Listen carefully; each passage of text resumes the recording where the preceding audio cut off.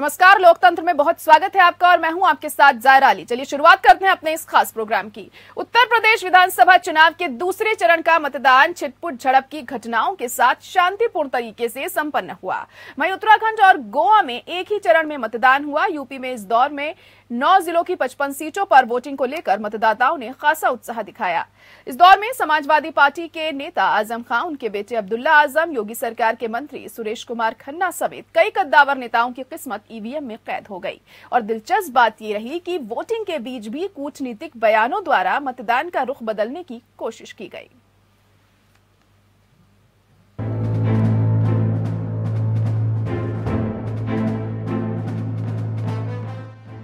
UP की 55 में से ज्यादातर सीटों पर बड़ी तादाद में मुस्लिम आबादी होने के कारण ये दौर बीजेपी के लिए काफी मुश्किलों भरा माना जा रहा है। करीब 2 करोड़ लोगों ने अपने मताधिकार का प्रयोग किया। सहारनपुर, बिजनौर, मुरादाबाद, रामपुर, अमरोहा, बदायूं, बरेली, शाहजहांपुर और संभल, इन 9 जिलों में दोपहर तक मुस्लिम बहुल क्षेत्रों में 3% ज्यादा वोटिंग हुई। 11 बजे तक 23%, तो 1 बजे तक 40% और 3 बजे तक 52% वोटिंग हो चुकी थी। मुलायम सिंह यादव के गढ़ संभल में तो खासी उत्तेजना देखी गई। देर रात यहां असमौली सीट पर बीजेपी प्रत्याशी हरेंद्र उर्फ रिंकू की गाड़ी पर हमला किया गया।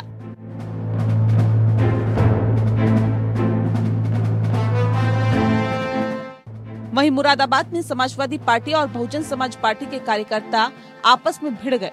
इस मामले में प्रधान समेत 5 लोगों को हिरासत में ले लिया गया। सहारनपुर में बीजेपी और सपा कार्यकर्ता आपस में भिड़ गए। अमरोहा में समाजवादी पार्टी ने अपने कार्यकर्ताओं पर लाठीचार्ज का आरोप लगाया। बहरहाल दिन भर जिस तेजी से मतदान हुआ, उससे जाहिर है कि सत्तारूढ़ बीजेपी और विपक्षी दलों के बीच कांटे की टक्कर है। बीजेपी ने चुनाव आयोग से शिकायत की है कि बुर्के में बगैर पहचान के मतदान कराया जा रहा है। हालांकि प्रधानमंत्री नरेंद्र मोदी ने कानपुर देहात में अपनी रैली में 3 तलाक के फायदे गिनाते हुए दावा किया कि मुस्लिम महिलाएं बीजेपी को वोट देने के लिए निकली हैं। योगी जी की सरकार की शक्ति से मनचलों, गुंडों, दबंगों, दंगाइयों में जो डर पैदा हुआ है, वो हमारी बहन बेटियों के हौसले को बुलंद करने में बहुत उपयोगी है। और इसलिए यूपी की हर बहन बेटी कह रही है, यूपी के लिए योगी उपयोगी है। ये बात अलग है कि हिजाब को लेकर खड़े हुए विवाद का असर यूपी में देखा जा रहा है। वहीं प्रधानमंत्री मोदी ने हिंदू वोटों को बांटने की कोशिश की बात कहकर मतदान का रुख बदलने की भी कोशिश की है। दरअसल एन वोटिंग के दिन कूटनीति से काम लिया जा रहा है। मुख्यमंत्री योगी आदित्यनाथ ने कहा कि खुद अखिलेश यादव आजम खान की रिहाई नहीं चाहते। देखिए, आजम खान बाहर आए ये तो अखिलेश जी भी नहीं चाहते। अखिलेश जी की कुर्सी खतरे में पड़ जाएगी, वे स्वयं ही नहीं चाहते। उनसे पूछो ना ईमानदारी से क्या है। अखिलेश जी से पूछा जाना चाहिए कि ये जो मामले हैं, आजम खान के मामले हों या अन्य लोगों के मामले हैं, ये सब न्यायालय से जुड़े हुए मामले हैं। इनका राज्य सरकार से आज के दिन पे कोई लेना देना नहीं। वहीं चुनावी मैदान में उतरे आजम खान के बेटे अब्दुल्ला आजम ने भी बीजेपी सरकार पर निशाना साधा। अब्दुल्ला ने कहा कि उनके बेगुनाह पिता को जेल में रखा गया। वहीं लखीमपुर खीरी हिंसा का आरोपी बाहर घूम रहा है। क्राइम रेट कैसे बढ़ा हुआ है? 4 किसानों को एक जीप कैसे कुचल देती है और 4 महीने में मुलजिम बाहर भी आ जाता है। मेरे ख्याल से यूपी वालों के लिए इतना ही लॉ एंड ऑर्डर अच्छा होना बहुत है। इससे ज्यादा अच्छा हो गया तो मेरे ख्याल से लोग अपने घरों में से भी निकलते हुए डरेंगे। वहीं समाजवादी पार्टी ने भी अपनी जीत के दावे दोहराए। वैसे तो हमारे बाबा मुख्यमंत्री की शक्ल देखो आजकल, देखी कि नहीं देखी शक्ल आपने? वैसे 12 तो यहां बाद में बजे, सवेरे ही 12 बज गए। रात भर उन्हें नींद नहीं आई आज, क्योंकि दूसरे चरण में वोट पड़ना था। रात भर नहीं सो पाए। वहीं मुरादाबाद और बिजनौर में कुछ पोलिंग बूथ पर ईवीएम खराब होने से मतदान कुछ देर तक रुका रहा, तो कहीं कहीं चुनाव अधिकारियों पर ही पक्षपात के आरोप लगाए गए। मुरादाबाद और सहारनपुर में सबसे ज्यादा उत्साह नजर आया।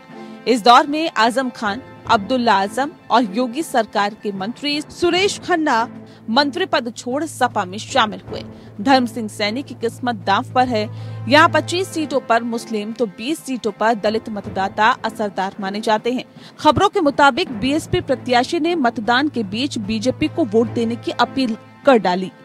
जाट वोटर भी इस दौर में प्रभावी माने जा रहे हैं। 2017 के विधानसभा चुनाव में मोदी लहर के बावजूद दूसरे चरण की 55 सीटों में बीजेपी को 38, सपा को 15 और कांग्रेस को 2 सीटें मिली थी, जबकि बीएसपी अपना खाता भी नहीं खोल पाई थी। इस बार चुनाव में फसल की खरीद न होने और गन्ना बकाया भुगतान में देरी से किसान बीजेपी से खफा है। इसके अलावा करीब साल भर चले किसान आंदोलन को भी भारी मतदान की वजह मानी जा रही है। वहीं उत्तराखंड और गोवा में भी मतदाताओं में खासा जोश देखने को मिला। 70 सीटों वाले उत्तराखंड में 3 बजे तक करीब 50% मतदान पूरा हो चुका था। उत्तरकाशी में सबसे ज्यादा मतदान हुआ तो अल्मोड़ा में कम उत्साह नजर आया। वहीं साधु संत भी वोट डालने के लिए कतार में खड़े नजर आए। समझा जा रहा है कि महिलाओं के खिलाफ अपशब्द इस्तेमाल करने वाले यति नरसिंहानंद की गिरफ्तारी को लेकर संत समुदाय आंदोलित है। वहीं हरक सिंह रावत की कांग्रेस में घर वापसी और सत्ता विरोधी लहर का कांग्रेस कितना फायदा उठा पाएगी, ये देखना दिलचस्प होगा। हालांकि हरीश रावत ने अमित शाह के धोबी के कुत्ते वाले बयान पर उत्तराखंड की इज्जत से इसे जोड़ दिया, तो मुख्यमंत्री पुष्कर सिंह धामी ने समान नागरिक संहिता पर अमल की बात कहकर बड़ा दांव खेल दिया है। धामी पर कांग्रेस और आम आदमी पार्टी ने पैसे बांटने का आरोप लगाया था। इस बाबत एक वीडियो भी वायरल हुआ था। वोटिंग के बाद मतदान केंद्र में धामी पर कमल के निशान दिखाने को लेकर भी विपक्षी दलों ने चुनाव आयोग को शिकायत की है। उधर गोवा में भी मतदान के लिए खासा जोश नजर आया। 3 बजे तक 60% मतदान हो चुका था। भारी मतदान को देखकर मुख्यमंत्री प्रमोद सावंत ने बीजेपी की जीत का दावा कर दिया और प्रधानमंत्री नरेंद्र मोदी ने अग्रिम शुभकामनाएं भी दे डाली। गोवा में बीजेपी की हिंदू कार्ड खेलने की कोशिश का भी पार्टी के भीतर ही विरोध शुरू हो गया था, लेकिन पीएम मोदी ने कानपुर से ही टीएमसी के बहाने गोवा में हिंदू ध्रुवीकरण का कार्ड खेल दिया। हालांकि बीजेपी का ये कार्ड कितना कारगर होगा, ये 10 मार्च को मतगणना के बाद ही पता चलेगा। Bureau report. तो उत्तर प्रदेश में आज दूसरे चरण का मतदान संपन्न हुआ 55 सीटों पर, तो वहीं उत्तराखंड और गोवा में एक ही चरण में मतदान पूरा कर लिया गया है। और तमाम मेहमान भी हमारे साथ जुड़ चुके हैं, इसी पर आज हम चर्चा करने वाले हैं। आपको बता दें कि खेमचंद शर्मा जी बीजेपी से हमारे साथ जुड़े हैं। इसके अलावा महिमा सिंह जी कांग्रेस नेता हैं, वो भी जुड़ गई हैं। प्रोफेसर भुवन जोशी भास्कर जी भी सपा के स्पोक्स पर्सन हैं, वो हमारे साथ जुड़ चुके हैं। और इसके अलावा घनेन्द्र भारद्वाज जी आपके स्पोक्स पर्सन है, वो भी इस वक्त हमारे साथ जुड़ चुके हैं। और आप सभी का बहुत स्वागत है हमारे इस खास प्रोग्राम में। सबसे पहले खेमचंद शर्मा जी, आपके पास ही आना चाहूंगी कि उत्तराखंड में आपकी सरकार है और गोवा में, तो क्या उम्मीद लग रही है कि एक बार फिर से आप अपनी जीत का परचम लहरा पाएंगे? और जिन मुद्दों को सोचकर इस बार जनता ने चुनावों में वोटिंग करी है, वो सबसे अहम मुद्दे कौन से इस बार हो सकते हैं? हालांकि तमाम चीजों को इस बार प्रचार प्रसार के दौरान उठाया गया, हमने देखा किसी भी पार्टी ने कोई कसर नहीं छोड़ी है। 55 सीटों में से उत्तर प्रदेश की आपको 38 सीटें मिली थी पिछली बार, इस बार कितनी उम्मीदें? देखिए, आपने बहुत सारे क्वेश्चन कर दिए जी, लेकिन मैं एक चीज आपको बता दूं, मैं ग्राउंड में प्रचार में उत्तर प्रदेश में रहा हूँ, पश्चिमी उत्तर प्रदेश और ब्रज क्षेत्र में बहुत घूमा हूँ और लोगों में डबल इंजन की सरकार के लिए जबरदस्त उत्साह है, जबरदस्त प्रेम है, जबरदस्त उनके लिए सपोर्ट है। लोग चाहते हैं कि योगी मोदी जी और मजबूत हों और योगी जी ने जिस तरीके से पिछले 4.5-5 साल काम किया है वैसे ही आने वाले समय में उत्तर प्रदेश में काम करें। बहुत सारे विजिबल डिफरेंस हैं। पहले 7 से 8 घंटे बिजली आती थी, अब 23 से 24 घंटे बिजली गाँव में आ रही है। पहले जिस तरीके से किसानों को 2-2, 3-3 साल गन्ने की फसल का जो भुगतान है उसमें लग जाते थे, आज कुछ महीने में वो मिल जाता है। पहले घरों में से मवेशियों को खोल के चोर चुरा के ले जाते थे और उस पर कोई कार्रवाई नहीं होती थी। आज लोग घरों में सोते हैं, मवेशी बाहर बंधे होते हैं, किसी की खोलने की हिम्मत नहीं है। ये सारे विजिबल डिफरेंस हैं।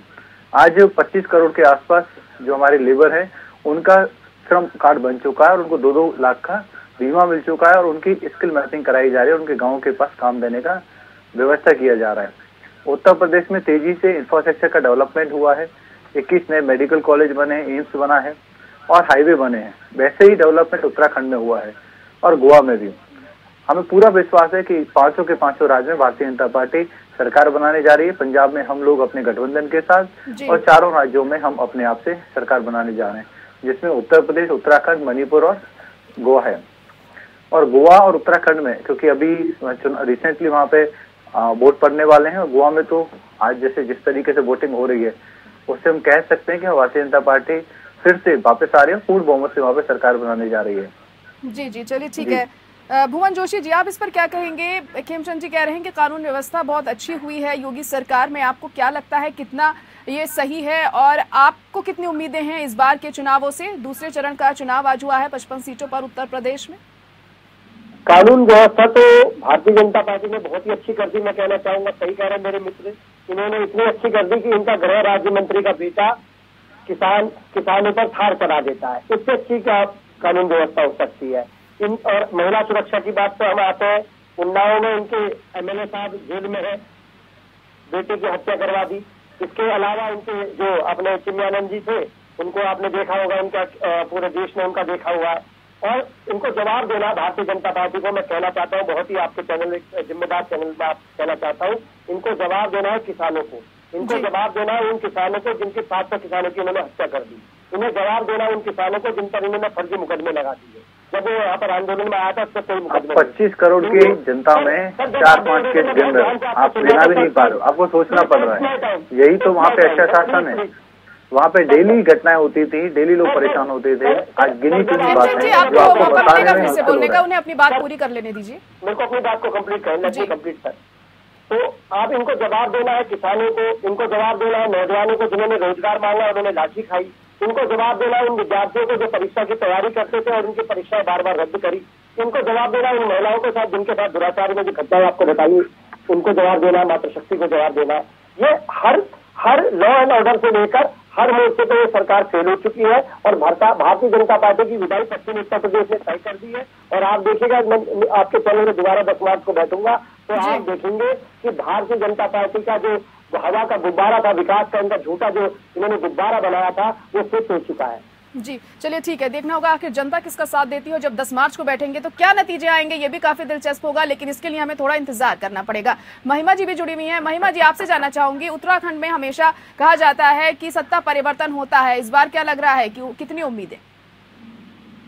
बिल्कुल पूरी उम्मीद है जायरा जी, और उम्मीद क्यों ना हो, क्योंकि जिस सरकार ने जो जनहित के फैसले लेने हैं उससे ज्यादा तो मुख्यमंत्री बदले हैं, और जिस प्रकार से उन्होंने गवर्नेंस का जो एक एडवर्स एग्जाम्पल दिया है, एक खराब उदाहरण दिया है। आज उत्तराखंड का जो नौजवान है वो रोजगार के लिए तरस रहा है। आज उत्तराखंड के अंदर आप अगर देखें तो प्रशासन के नाम पर त्राहिमाम है। तो उत्तराखंड और बाकी जितने भी प्रदेशों में जहां पर भी चुनाव हो रहे हैं, राष्ट्रीय मुद्दे बहुत बड़े हैं जायरा जी। जो पैंडेमिक का, कोरोना का महामारी का जो मिसमैनेजमेंट पूरे देश ने देखा है पिछले 2 वर्षों में, जिस प्रकार से गंगा में नमामि गंगे के नाम पर लाशें तैरती हुई देखी हैं, जिस प्रकार से पेगासस के नाम पर हमने अपने राइट टू प्राइवेसी का ब्रीच होता हुआ देखा है। हमने देखा है कि ये सरकार जो है वो गैर कानूनी तरीके से हमारे फोनों के अंदर घुस रही है। जिस प्रकार से कृषि आंदोलन इस देश ने देखा है, जिस प्रकार से इस देश ने अभी जैसा मुझसे पहले प्रवक्ता ने भी कहा, लखीमपुर खीरी का जो कांड देखा है, जो वहां पर देखा है कि चुनाव मतदान होते ही अगले दिन मंत्री के बेटे को बेल मिल जाती है। तो वो पहला चरण था और ये दूसरा चरण है। जिस प्रकार से इस देश ने ये देखा है कि राहुल गांधी को तो चुनाव के दौरान कोई इंटरव्यू देने पर नोटिस इशू हो जाता है, और यहाँ मोदी जी पहले चरण से पहले इंटरव्यू देते हैं एएनआई को, और दूसरे चरण से पहले योगी जी इंटरव्यू देते हैं एएनआई को, और उसके ऊपर कोई कार्रवाई नहीं होती।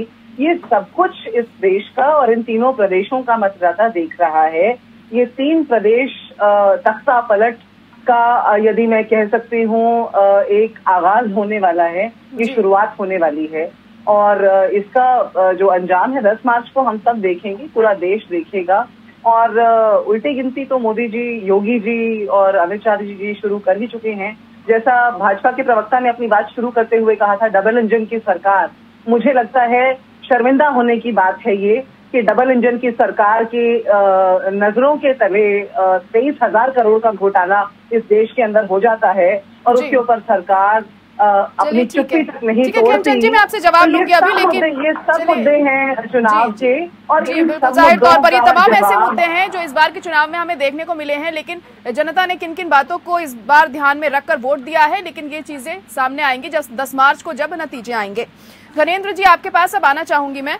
आपकी पार्टी इस बार उत्तराखंड और गोवा दोनों ही जगह से चुनाव लड़ रही है, और देखिए जैसे समीकरण होते हैं अलग अलग जगह के सब होते हैं। दिल्ली में आपकी पार्टी अच्छा प्रदर्शन करती है, यहाँ की चीजें अलग हैं, स्थिति अलग है। गोवा और उत्तराखंड की हम बात करें, अगर पहाड़ी इलाका है, एक समुद्री इलाका है, काफी अलग चीजें हो जाती हैं। ऐसे में कितनी उम्मीदें आपको इन राज्यों से हैं? आपकी पार्टी को कितना फायदा यहाँ पहुंच पाएगा? देखिए, गोवा आम आदमी पार्टी 4 राज्य बहुत से चुनाव लड़ रहे, उत्तर प्रदेश, पंजाब। देखिए, इस देश में ट्रेडिशनल पॉलिटिक्स और ट्रेडिशनल पार्टी, और ये जो ट्रेडिशनल पार्टी है, इनका यही कहता है कि ये आगे और बोल देंगे, इन्होंने बंद किया, दूसरा किया, ये पॉलिटिक्स का सेटअप किया था। अब गोवा में देखिए, चर्चा करी, गोवा में 17 विधायक थे, गोवा के लोगों का की सरकार बनाने के लिए क्या कि 17 में से 15 एमएलए गए, 15 एमएलए भारतीय जनता पार्टी। और देश में ऐसा ही हो रहा है कि देश में कांग्रेस को करने का मतलब है कि भारतीय जनता पार्टी को करना। आप लोग जनता को वोट देते, लेकिन कांग्रेस के भारतीय पार्टी में जाते हैं, वहां जाके सरकार चलाते कर। अब देश के लोगों को एक नई पॉलिटिक्स, ईमानदार पॉलिटिक्स, राजनीति, ईमानदार एक पार्टी मिली जिसका एक विजन है, तो बता रहे हैं और तो वायदे नहीं कर रहे, गारंटी हम दिल्ली में करके दिखाए। हमने चारों स्टेट गारंटी दी है। अगर दिल्ली में बिजली तो यूपी में, उत्तराखंड बहुत सीधा सा सवाल है। अगर दिल्ली के अंदर सरकारी अस्पताल ठीक है तो उत्तर प्रदेश के उत्तराखंड, गोवा, पंजाब बहुत बड़ा सा सवाल है। अगर दिल्ली में महीनों में याद चलिए ठीक है धनेंद्र, अपनी बात आप काफी देर से रखना चाह रहे थे, कह सकते हैं, क्या कहेंगे? देखिए, 3 मित्रों ने बात रखी है, तीनों ने भारतीय जनता पार्टी के अगेंस्ट रखी है। आप थोड़ा समय देना। सबसे पहले मैं आम आदमी पार्टी को जवाब देना चाहूंगा। आम आदमी पार्टी कहती है कि दिल्ली में उन्होंने बहुत अच्छा काम किया है। धनेंद्र भाई मेरे मित्र हैं, लेकिन वो बताए हैं, मैं उनसे पूछना चाहता हूँ कि जब दिल्ली में आम आदमी पार्टी की सरकार आई थी तो वहाँ पे 6700 के आसपास बसें थी। आज मात्र 3700 बस हैं, और वो बस भी अपना जीवन काल जी चुकी हैं। मतलब कंडम बस में दिल्ली वाले यात्रा कर रहे हैं। ऐसा क्यों? 98 के जजमेंट के हिसाब से दिल्ली को उस समय 12,000 बस चाहिए थी, आज की बार कम से कम 15,000 बस दिल्ली को चाहिए। आपने पहले भी बोला था कि हम तो इलेक्ट्रिक बस लाएंगे, इलेक्ट्रिक बस चलाएंगे, 7 साल हो गए, अभी तक तो चली नहीं। एक बस आई, पूरे देश में, पूरे विश्व में उसका प्रचार हो गया। नंबर 1। नंबर 2, आज ना पराली जल रही है और ना ही दिवाली है, फिर क्यों प्रदूषण है दिल्ली में? क्यों नहीं रुक रहा है? सिर्फ दिल्ली में क्यों है, दिल्ली के आसपास के एरिया में क्यों नहीं है? तीसरा, आप पानी की बात करते हो कि आपने फ्री पानी दिया। आपको पता है आज भी आधी दिल्ली या तो टैंकर पे निर्भर है, या जमीन के पानी पे, या फिर पैसे से पानी खरीद रही है। और जिसको पानी मिल भी रहा है वो पानी भी सीधा सीधा पिया नहीं जा सकता। उसकी क्वालिटी इतनी खराब है, बिना आरओ के आप पियोगे, आपका पेट खराब हो जाएगा, पीलिया हो जाएगा, बीमार हो जाओगे। ज्यादातर जो दिल्ली वाले बीमार हो रहे हैं वो पानी की खराबी की वजह से हो रहे हैं, इसीलिए उनकी इम्यूनिटी डाउन है। और जो कोविड में हमारी सबसे ज्यादा मृत्यु दिल्ली में हुई, उसका एक बहुत बड़ा कारण यही था, गंदा पानी और गंदी हवा। क्या किया आपने इसमें? कितना आपने एरिया इंक्रीज किया जहाँ पे आपने नल से पानी दिया? कितना आपने पानी की क्वालिटी को इम्प्रूव किया? यमुना जी को आपने नाला बना दिया, 18 के 18 नाले सीधे सीधे यमुना जी में जा रहे हैं। क्यों जा रहे हैं? क्यों ट्रीट नहीं कर पा रहे हो? 2400 करोड़ तो आपको केंद्र सरकार ने भी दिया है। और प्रदूषण के लिए 1350-1400 करोड़ रुपए आप लोगों ने टैक्स के माध्यम से कलेक्ट भी किया है। क्यों नहीं आप हवा को प्योरीफाई करने के लिए जो प्योरीफायर लगा रहे थे, क्यों नहीं लगाए? आपका एक आपने लगाया था, वो भी नहीं चल रहा है सिटी में। ऐसी हालत क्यों है? सड़क, जो दिल्ली की जो सड़कें हैं, हर जगह आपको गड्ढे मिलेंगे, हर जगह आपको वहां पे अप एंड डाउन मिलेंगे।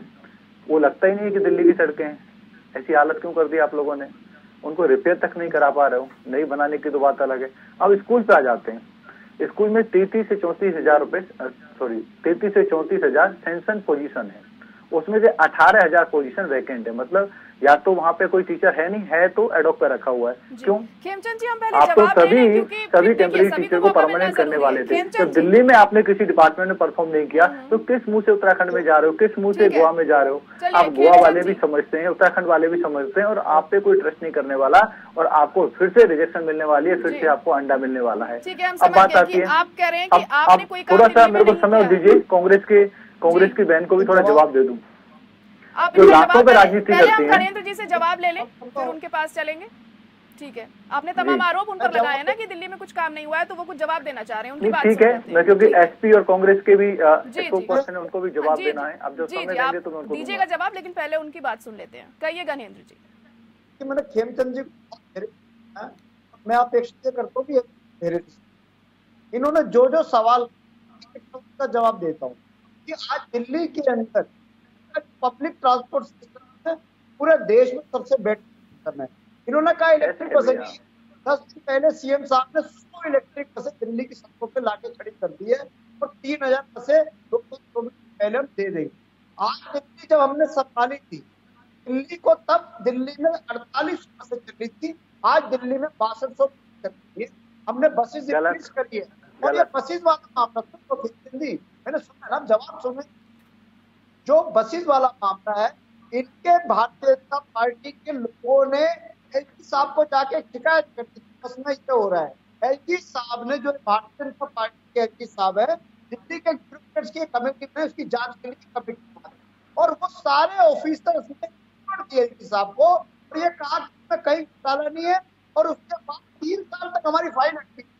अगर 3 साल अगर वो एलजी साहब शिकायत न करते, एलजी साहब ने भी माना कि भारतीय जनता पार्टी के नेताओं ने झूठी शिकायत की है, और ट्रांसपोर्ट में कहीं कुछ नहीं है।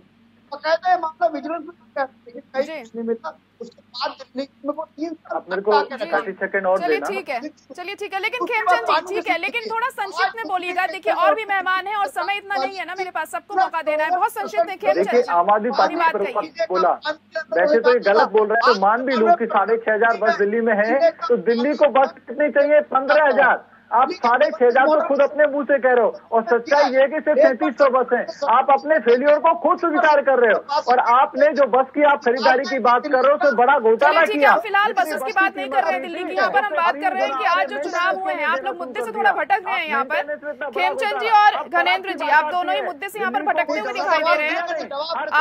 हम इस मुद्दे पर आज बात नहीं कर रहे हैं। मैं भुवन जोशी जी के पास आना चाहूंगी इस पर। जरूर खोल दिए जी, 4 से 5,000 करोड़ जरूर कमा। चलिए ठीक है खेमचंद जी, चलिए ठीक है, हम मुद्दे से भटक रहे हैं। जो हमारा मुद्दा है हमें उसी पे बना रहना है ना। चुनाव के दूसरे चरण की हम बात कर रहे हैं, उत्तर प्रदेश में, उत्तराखंड में, गोवा में भी चुनाव हुए हैं, उसको लेकर हम बात कर रहे थे। फिलहाल इस पर दिल्ली की बसों की बात बाद में करेंगे। भुवन जोशी जी, दिल्ली का जो फेलियर है, गोवा में भी नहीं छोड़ने वाला, उत्तराखंड में भी नहीं छोड़ने वाला, पंजाब में भी। चलिए ठीक है, अब आप शांत हो जाइए आप दोनों। फिलहाल घनेंद्र जी आप भी शांत हो जाइए। भुवन जोशी जी, आपसे जानना चाहूंगी कि पिछली बार जिन उत्तर प्रदेश की 55 सीटों पर जब मतदान हुआ था, 2017 की हम बात करते हैं, तो आपकी पार्टी ने बहुमत तो नहीं कह सकते हैं, लेकिन थोड़ी बढ़त बनाई थी इन सीटों पर। बाकी जगहों के मुकाबले आपका प्रदर्शन थोड़ा ठीक रहा था देखा जाए तो। इस बार क्या लग रहा है आपको? पहले तो एक विषय पर बता दूं आपको कि ये जो बहस होनी चाहिए, ये उत्तर प्रदेश में और उत्तराखंड में और गोवा में जहां चुनाव है वहां पर होना चाहिए। जवाब वहां पर देना भारतीय जनता पार्टी को। और ये दिल्ली का जो ताना बाना बोल रहे हैं हमारे दोनों साथी, ये कोई ताने बाने का समय नहीं है। और अब आ जाइए, आपको मैं बताता हूँ उत्तर प्रदेश के परिश्रम जो आपने मेरे से प्रश्न किया है।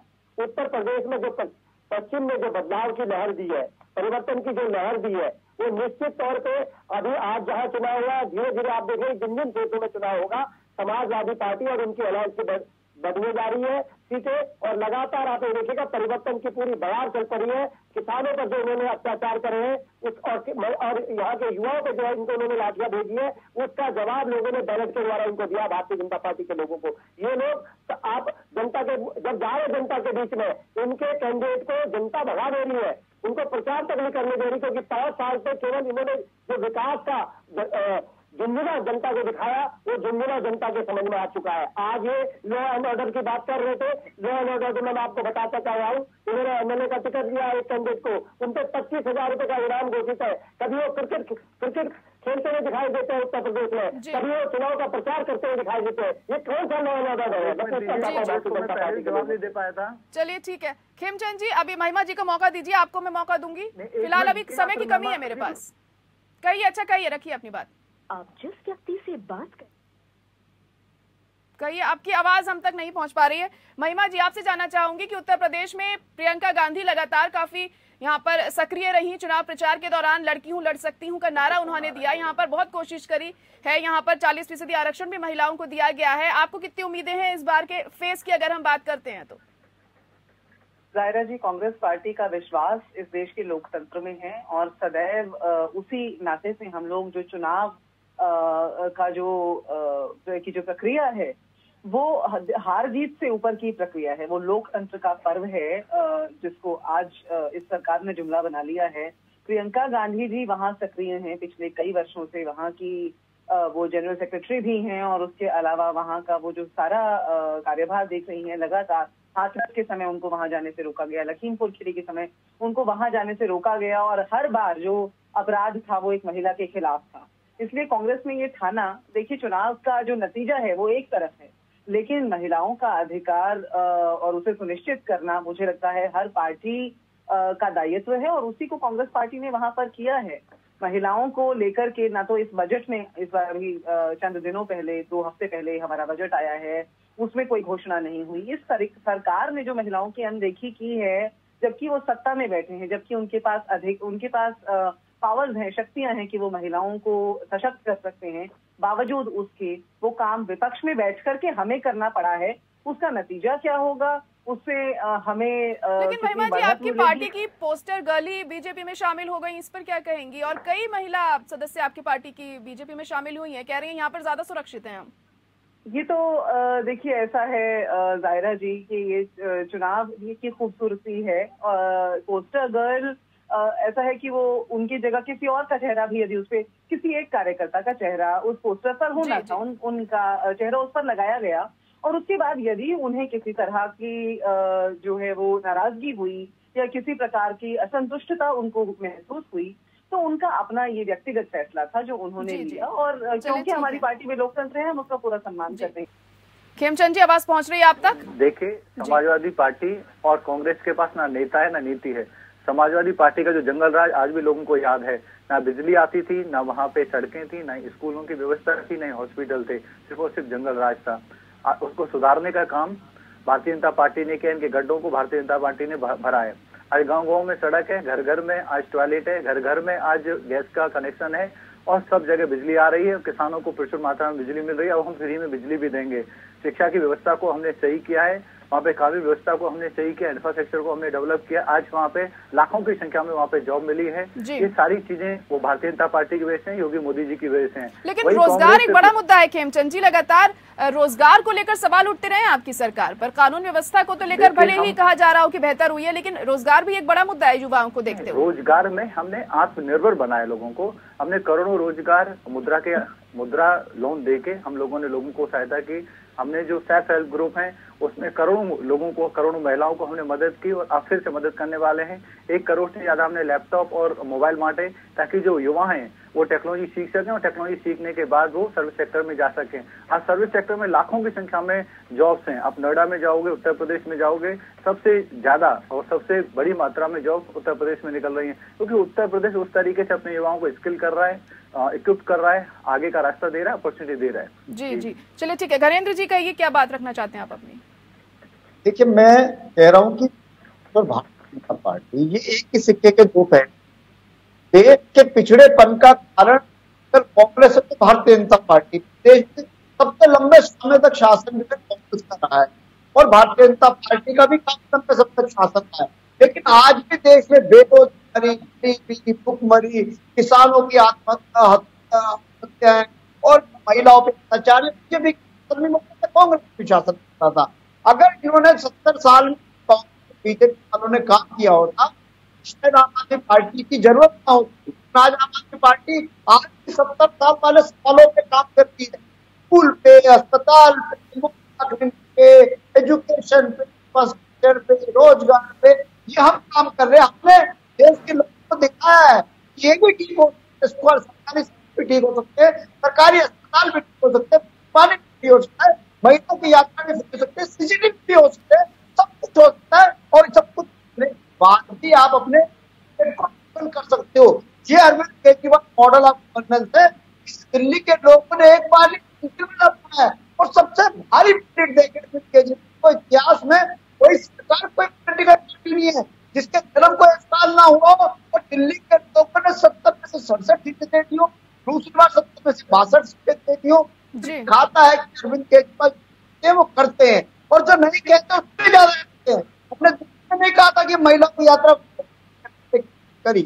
आज अरविंद केजरीवाल मॉडल ऑफ देश के लिए आने का काम कर रहा है। चलिए ठीक है, आपकी बातों से कितना लोग इम्प्रेस होते हैं, मतलब आम आदमी पार्टी ने जो प्रसार किया है और यही कहते हुए किया है। मैंने देखा उत्तराखंड में भी केजरीवाल जी यही कह रहे थे कि आप अपने रिश्तेदारों से पूछिए दिल्ली में जाके। तो दिल्ली के कामों के आधार पर ही आप लोगों के बीच में प्रचलित है। जो भी आपने किया है, अच्छा किया है या बुरा किया है, ये तो जनता ही अच्छी तरीके से जानती होगी और उसी के आधार पर आपको वोट भी दिया गया होगा। भुवन जोशी जी, आपके पास मैं आऊंगी। अब देखिए, जैसे कि हम आज की चुनावों की बात करें तो आजम खान की किस्मत भी आज दांव पर लगी हुई थी। जेल से ही वो चुनावी मैदान में उतरे, लेकिन योगी जी ने इंटरव्यू में कहा है कि अखिलेश यादव खुद ही नहीं चाहते हैं कि आजम खान बाहर आए। देखिए, मैं कहना चाहता हूँ, यही तो प्रदेश देख रहा है। उत्तर प्रदेश जो इस बार वोट करेगा कि जिन पर इन लोगों ने मुकदमे लगाए, जो 9 बार एमएलए रहे, सांसद रहे, राज्यसभा सदस्य रहे, उन पर इन्होंने आरोप क्या लगाए? बकरी चोरी के, किताब चोरी के, इस तरह के मुकदमे लगाए। उसके साथ साथ प्रदेश तुलना कर रहा है इन्हीं के नेता का, भारतीय जनता पार्टी के उन नेता का जिनको उन्होंने टिकट दिया है, वो बाहुबली है और उनको क्रिकेट खेलते हुए देख रहा है। इसी प्रदेश में 2 तरह की नीति चल रही है। देखिए, आप कंपैरिजन करिए, आज कल वो क्रिकेट खेलते हुए दिखाई दे रहे हैं, फिर वोट मांगते हुए दिखाई दे रहे हैं। भारतीय जनता पार्टी में कथनी और करनी में कितना अंतर है, अपने विपक्षी लोगों को कितना टारगेट किया जा रहा है। और मेरी अपील है आपके चैनल के माध्यम से योगी जी से, योगी जी अपने पार्टी के कार्यकर्ताओं के बारे में बात करें, अपने नेताओं को देखना। हमारे नेता माननीय अखिलेश यादव को आता है, हम अपनी चिंता अपने आप कर लेंगे अपने पार्टी के पदाधिकारी कार्यकर्ताओं की। माननीय अखिलेश यादव सबकी चिंता करते हैं, आप अपने पदाधिकारी और कार्यकर्ताओं की चिंता करने होते तो ऐसा जघन्य अपराध नहीं होता जैसा आप देख रहे होंगे। आपने देखा होगा इनके सहगर जी, इनके क्या कहते गृह राज्य मंत्री चिदम्बरम जी महिलाओं के साथ किस तरह के दुष्कर्म के मामले में जेल में है। तो इसलिए अपने नेताओं को संभालिए। आजम खान के परिवार ने खुद कहा है कि हम लोग समाजवादी पार्टी के साथ हैं और समाजवादी पार्टी के माननीय अखिलेश यादव जी ने जो बुरे समय में हमारे साथ खड़े होने का काम करा है, कृपया दूसरों के मामले में इंटरफेयर ना करेंगे मुख्यमंत्री जी। जी, तो इंटरफेयर ना करने की बात कर रहे हैं खेमचंद जी, भुवन जोशी जी की उनके इंटरनल मामलों में इंटरफेयर ना करें। आप क्या कहेंगे, क्योंकि योगी जी कह रहे थे कि अखिलेश यादव नहीं चाहते हैं कि आजम खान बाहर आए? देखिए, इनका इंटरनल मैटर नहीं है, वो मैटर प्रदेश का मैटर है और वो मैटर है जो देश की दिशा और दशा तय करेगा। सभी जानते हैं आजम खान ने किस तरीके से लूट करे, किस तरीके से आजम खान के जो परिवार ने किस तरीके से जनता की जमीन को हत्याया, किस तरीके से उन्होंने राज को बर्बाद किया, किस तरीके से दंगे कराए। ये सब चीजें हैं और हमको उसके आधार पे और जनता को उसके आधार पे वोट करने का अधिकार भी है और जिम्मेदारी भी है। क्या कहेंगे, गोवा की अगर हम बात करते हैं यहाँ पर, तो पिछली बार चुनावों की हम बात करें तो सबसे ज्यादा सीटें लाने के बावजूद भी सरकार नहीं बना पाई कांग्रेस, और इस बार कहा जा रहा है कि हम अपनी गलती दोबारा नहीं दोहराएंगे। आपकी तरफ से कहा गया है, प्रियंका गांधी ने कही है ये बात। तो क्या लग रहा है, क्या इस बार कैसे समीकरण हो सकते हैं आगे, क्या कुछ एहतियात बरती जाएगी अब आप लोगों की तरफ से? आपकी बात का जवाब तो मैं जरूर दूंगी जायरा जी, लेकिन उससे पहले मैं हाथ उठा रही थी जब भाजपा के प्रवक्ता बोल रहे थे जी। और उस बाबत मुझे 3 बिंदु यहाँ जरूर कहने हैं उस हर नागरिक से भारत के जो इस चर्चा को देख रहे हैं कि भाजपा ने इस चर्चा में 2 बातें जो बहुत अहम कही, वो है सड़क बनवाना उत्तर प्रदेश में, और दूसरी बात अभी भाजपा के प्रवक्ता ने कही सेल्फ हेल्प ग्रुप। तो सड़क तो वो सड़क जिसके ऊपर लखीमपुर खीरी कांड हुआ, सड़क तो वो सड़क जिसे किसानों को रोककर बैठना पड़ा जब उनके अधिकारों का दमन हुआ, और सेल्फ हेल्प ग्रुप्स का जवाब भाजपा खुद दे दे कि सेल्फ हेल्प ग्रुप किसके दिमाग की उपज थी, कौन उन्हें लाए और आज क्यों सेल्फ हेल्प ग्रुप्स के अंदर से वो युवतियां छोड़ के जाने को विवश हैं, जिनके लंबे समय से जो उसके अंदर उनको ग्रांट्स मिलती हैं वो पेंडिंग हैं। और तीसरा बहुत अहम बिंदु ये जायरा जी कि आज 14 फरवरी को पुलवामा की तीसरी वर्षगांठ के दिन भी हमें इस बात का जवाब नहीं मिला है इस देश को कि जब एक चैनल के संपादक के व्हाट्सएप चैट के अंदर उस घटना के 3 घंटे बाद खुलासा हो गया था और उन्होंने लिखा था we have won this attack like crazy, आज तक भी सरकार ने उसके ऊपर मौन क्यों बना रखा है। अब आ जाते हैं गोवा के ऊपर जायरा जी, और ये तो सभी को अवगत है, विदित है बहुत अच्छे तरीके से कि मनोहर पर्रिकर जी के समय में जब चुनाव जीता गया था, जब पहली बार चुनाव जीता गया था, तब भी जब 21 सीटों के साथ भाजपा पहली बार गोवा के अंदर आई थी, तब भी सॉफ्ट हिंदुत्व को इस्तेमाल करके किस प्रकार से उन लोगों ने अपनी सरकार वहां बनाई। और दूसरी बार 2017 में तो जब उनके मात्र 13 एमएलए बने, तो किस तरह का गठबंधन और किस प्रकार से उसे किया गया था। और मनोहर पर्रिकर जी के जाने के बाद गोवा के अंदर भाजपा की जो स्थिति है वो जो मुझे सबसे उपयुक्त शब्द मिलता है वो बिल्कुल अपाहिज हो चुकी है। वो आज बैसाखियों के बल वहां चलती है और उसके परिणाम 10 मार्च को पूरा देश देख ही लेगा। कांग्रेस बिल्कुल मजबूत स्थिति में गोवा के अंदर है और हमें कोई अचंभा नहीं होगा। और प्रियंका गांधी जी ने बिल्कुल उचित कहा कि हम पुरानी गलतियों से सीख रहे हैं और उन्हें दोहराएंगे नहीं, वो जो भी गलतियां हों। और ठीक है, राजनीति के और चुनावी तरीकों के नए परिचायक, नई परिभाषाएं भाजपा ने इस देश को दिए हैं।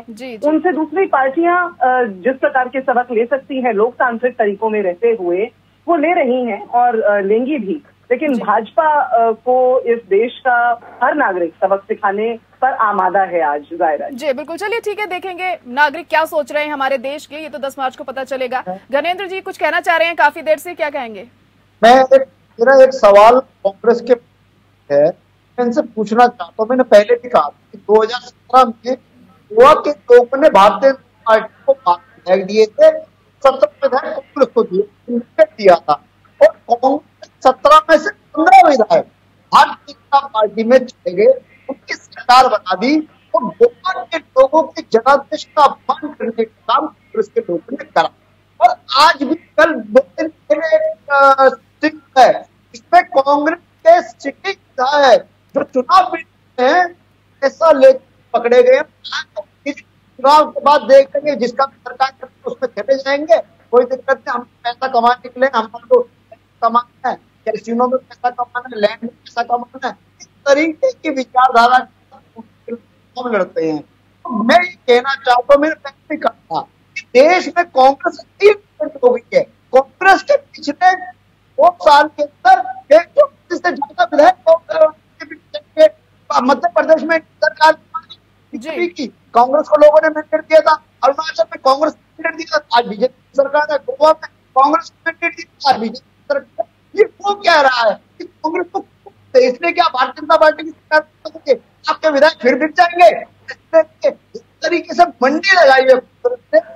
चलिए ठीक है, मैं आपका जवाब लूंगी महिमा जी से, लेकिन पहले खेमचंद जी के पास जाना चाहूंगी। खेमचंद जी, चलिए ठीक है गणेंद्र जी। खेमचंद जी, इस बार गोवा में 75% वोटिंग हमें देखने को मिली है और अच्छा खासा प्रतिशत है, ये क्या लग रहा है, बदलाव का संकेत तो नहीं?